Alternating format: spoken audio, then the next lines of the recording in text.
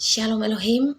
Pertama-tama saya sampaikan salam hormat kepada Roh Papa Yahweh, Pak Iman Lahago.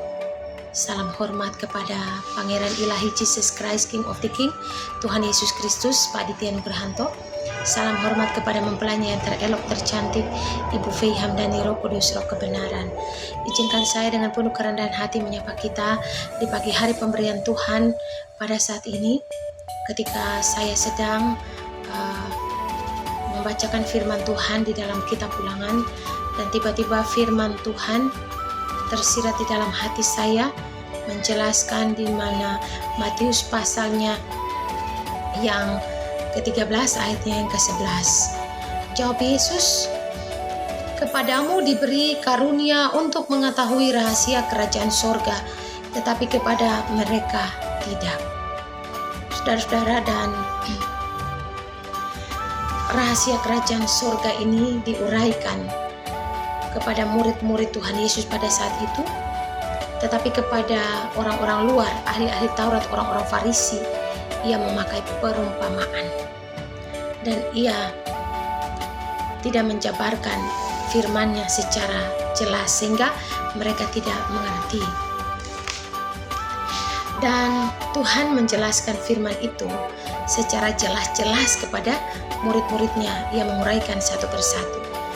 Dan saudara-saudara, pengertiannya datang kepada saya seperti ini. Orang-orang yang disebut murid Tuhan, pada saat itu murid-murid Tuhan atau sahabat Tuhan, mereka yang mencari Tuhan, yang mengikuti Tuhan Yesus kemana saja dia pergi. Artinya mereka bergaul karib dengan Tuhan.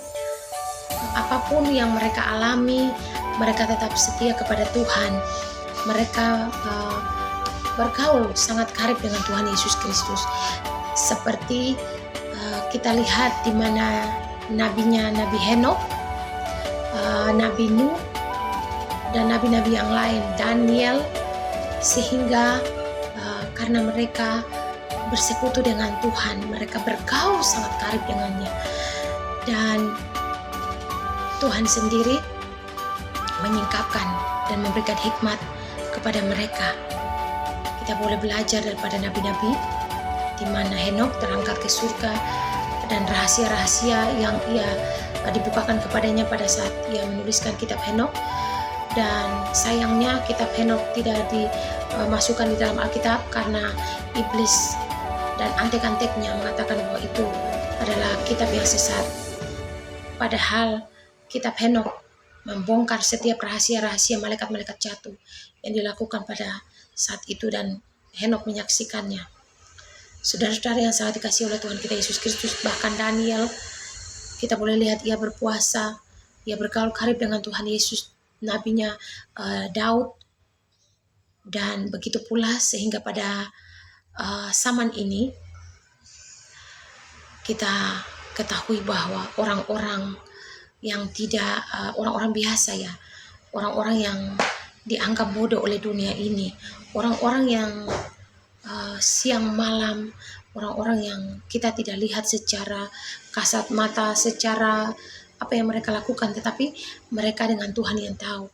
Ketika mereka membangun hubungan pribadi dengan Tuhan, bergaul karib dengan Tuhan, dalam doa-doa, dalam setiap permohonan mereka, dalam pergaulan kehidupan mereka dari hari lepas hari, setiap saat mereka bergaul karib seperti nabi-nabinya yang dahulu.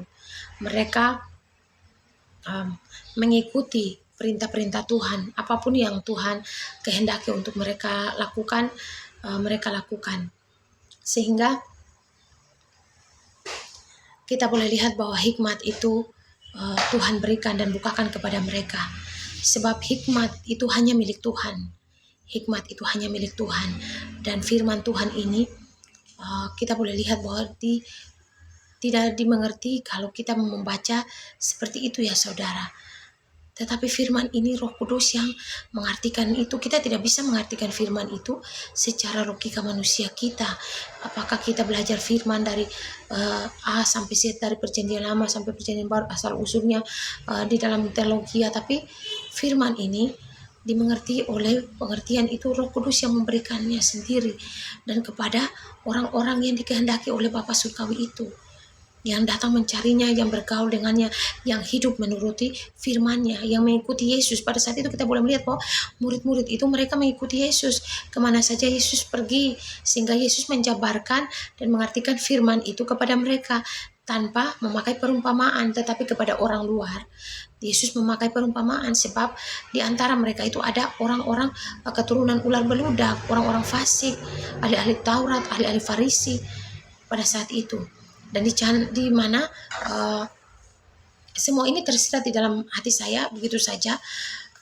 Pengertian ini datang, saya orang berdosa, manusia buta tuli dan telanjang, dan kita boleh lihat di zaman ini terulang lagi, di mana anak-anaknya yang tidak dianggap oleh dunia, orang-orang yang bodoh bagi dunia, dipakai Allah untuk memalukan orang-orang yang berhikmat menurut dunia, orang-orang yang pintar menurut dunia, tetapi sebenarnya di mata Tuhan mereka itu bodoh.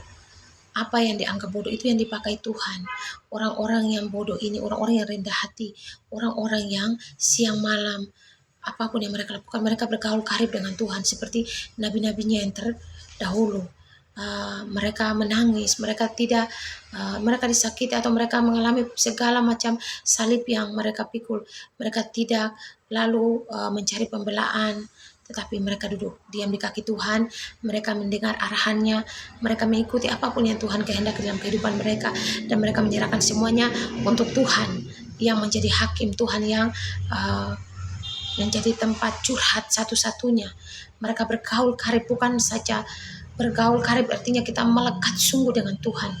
Kita boleh lihat nabi-nabinya, bahkan Henok dia hilang, ya, terangkat ke surga. Dan begitu nabi-nabi yang lain diberikan kebijaksanaan, hikmat untuk menyelamatkan bangsa-bangsa dan segala sesuatu. Itu berasalnya daripada Tuhan Yesus Kristus Bapa Surgawi itu.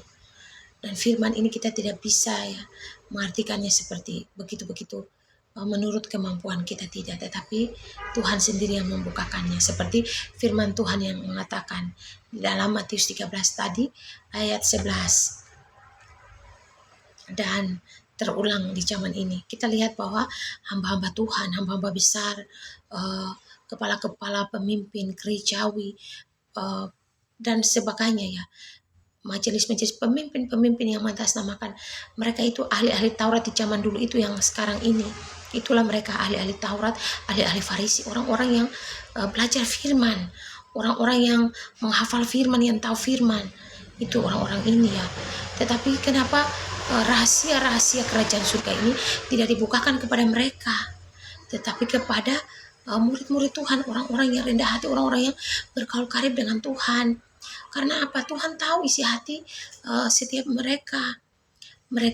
Firman Tuhan itu bukan untuk mereka belajar seperti kuliah di teologi lalu belajar firman dari ini secara logika, sehingga apa mereka tersesat, dan mereka katakan bahwa tanda binatang itu bukan tanda binatang di dalam cairan vaksin itu, sehingga mereka menjebak dan membawa domba-domba, dan tanpa sadar mereka menjadi agen daripada antikris, membawa domba-domba untuk menerima cairan dalam botol vaksin itu, saudara.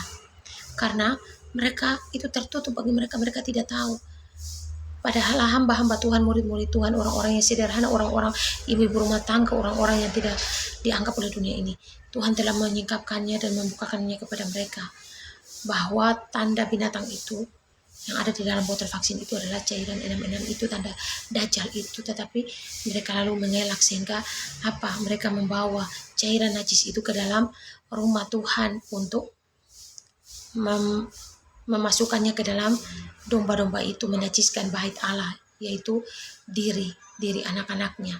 Bait Allah itu adalah tubuh kita, di mana tempat berdiam Roh Kudus, dan cairan iblis itu telah masuk ke dalam tubuh dan merusak bait Allah itu, sehingga tidak ada lagi Roh Kudus di sana. Kita harus bertobat sungguh-sungguh, saudara. Biarlah Tuhan Yesus Kristus menolong kita untuk kita mau menjadi pelaku-pelaku firman-Nya, dan bukan hanya kita mendengar, tetapi